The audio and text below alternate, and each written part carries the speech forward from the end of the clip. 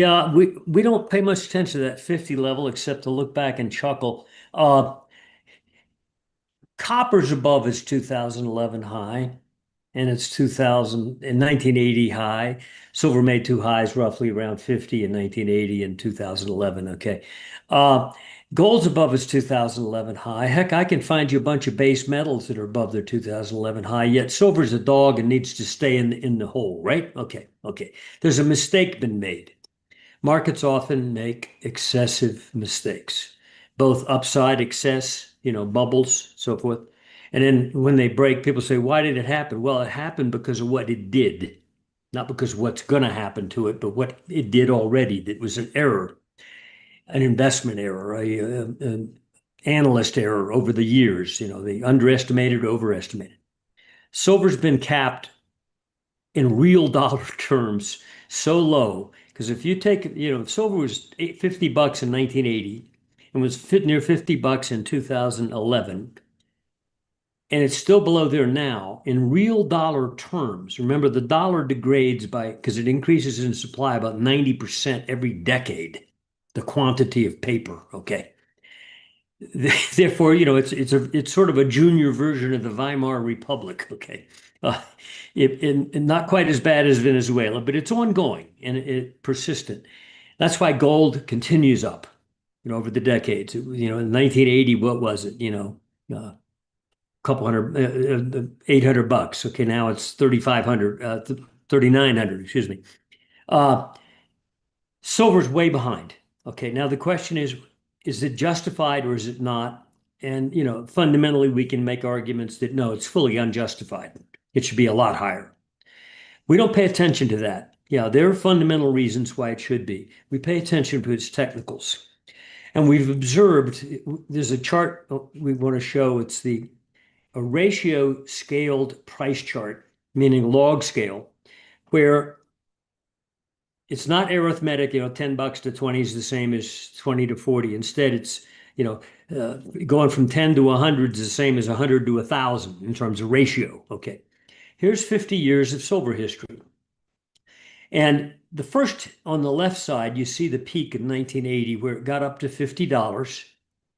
And what we've done there is we've marked the spot about 2 quarters or 5 to 6 months before its actual peak, where it went vertical, which rather it had been going up for a couple of years incrementally, and then suddenly went berserk.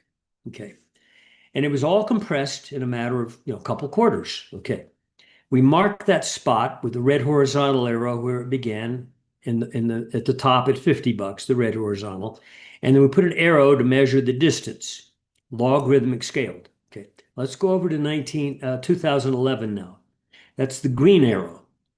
And that's where it started with the lower horizontal green line and ended at $50 again with the green horizontal upper line. And we marked the arrow to show the distance of the logarithmic scale to swing that again occurred in a matter of a couple quarters. Why did suddenly, in those two situations, silver had been a bull market for a couple years, more than that even in the 2010 situation, did it go berserk? Why did it do that? Because it was already in an uptrend. It wasn't like, oh, it just broke out into an uptrend. No, it was already in an uptrend. We found an argument that we make that we're in the same position right now prior to the berserk vertical move.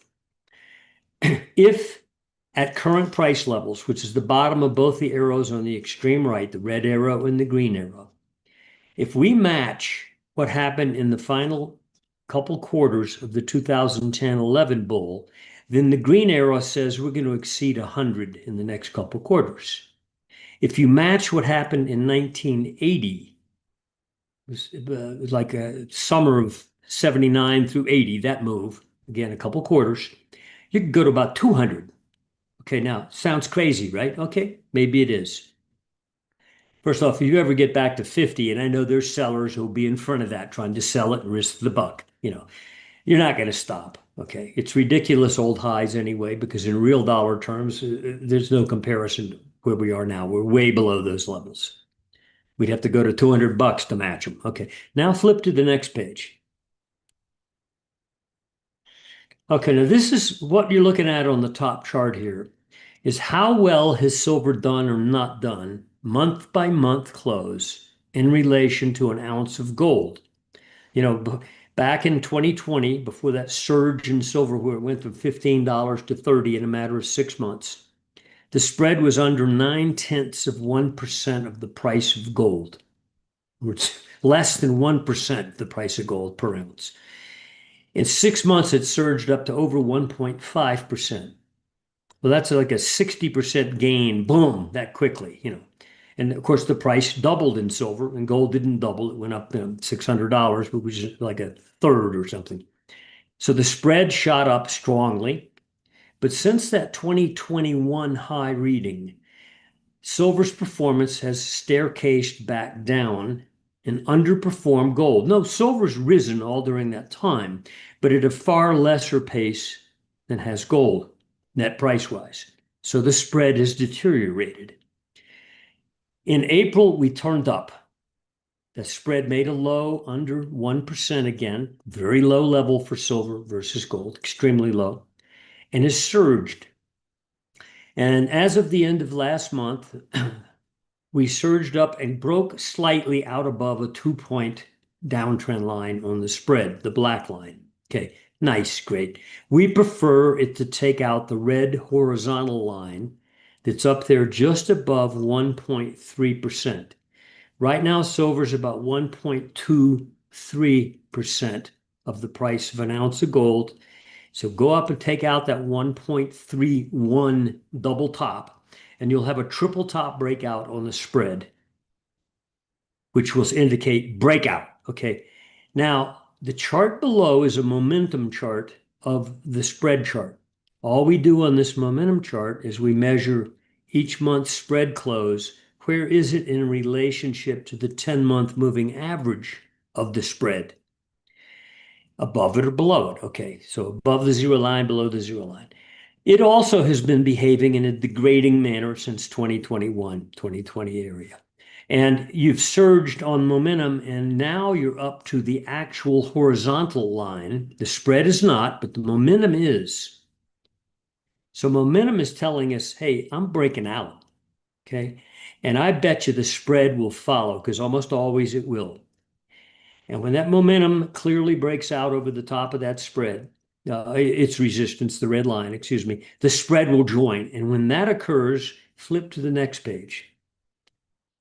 Let's go back in time now, again to that surge in 2010 through 11, where silver went from like $22 to 50 in 6 months. Okay. The top chart is a spread chart.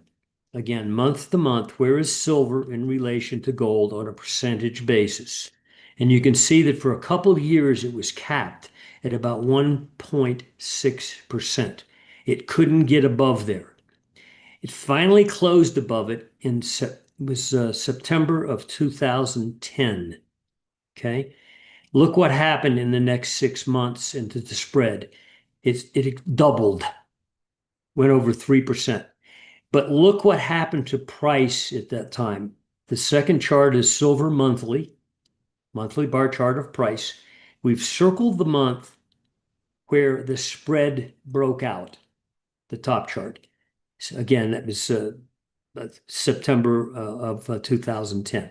Look what happened in the next 6 months. Huge surge, fake out drop, and then the next surge. But in 6 months, you went to $50 from 22 something. Okay.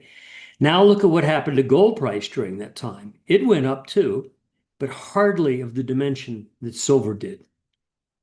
This exact same thing happened back in 1979 to 80 when silver went from the, off the page on a log scale, even more than the 2010-11 surge. The spread broke out. That was the technical indicator that not only are you in an uptrend, which we already know, silver and gold already in an uptrend, so it's no big deal. What causes them to go vertical is when this spread broke out. And we're at the cusp of that right now. In fact, I'm betting this month does it clearly in terms of the spread breakout. But this is what happened back in 2008, 9, 10, and 11. late 2010 through early 2011, silver went berserk while gold continued up. And that's, I think we're literally at that door. So the most important technical to look at now for the monetary metals is the spread.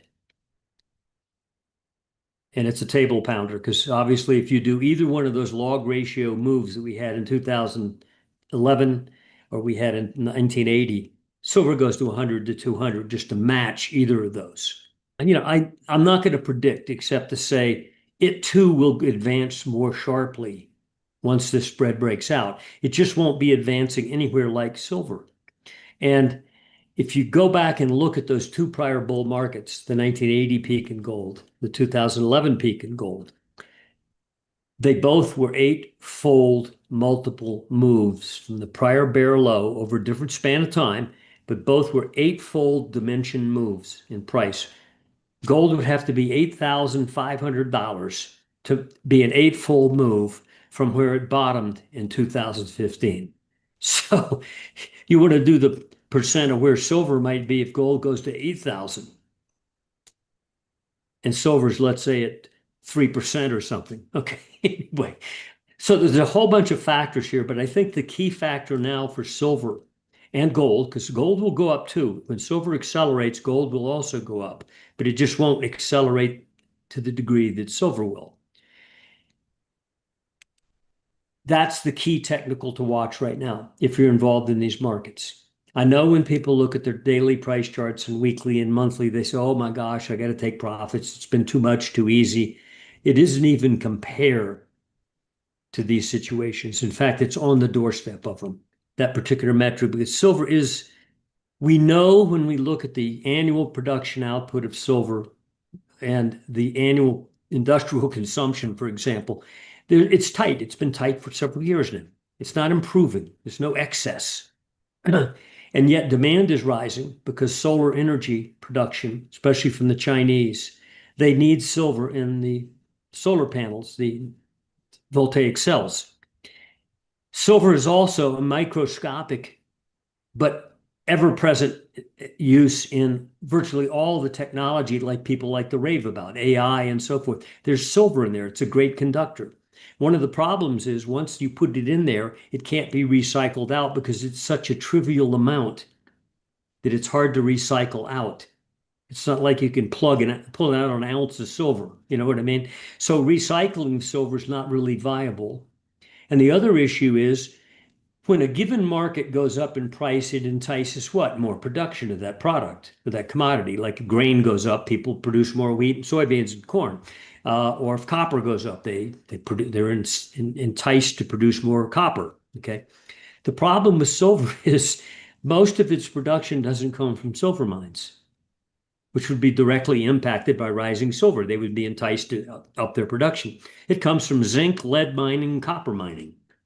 So those miners aren't particularly motivated by a sharp increase in silver because it's marginal to their overall production. So you can take silver up dramatically in price and it's not going to cause a dramatic increase in its production. That's sort of a unique situation.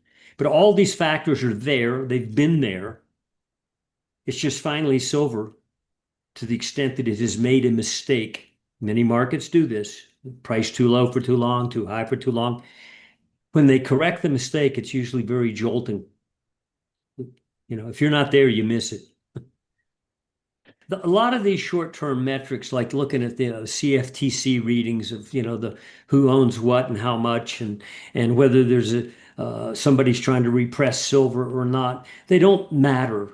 The real picture is the bigger issue that we've been talking about, is that you've got an asset here that is in no way priced fairly compared to gold, compared to copper even, okay. And if it's made a mistake, as we argue it has, and it triggers key technicals, and we think that technical now is that ratio between silver and gold, the spread relationship. It's telling you, okay, I made a mistake, I'm going to correct it. Oh, sure, there'll be headlines along the way that people will think are the causative factors, but they're not. They're just simply exposing what already existed or some new element that comes into play.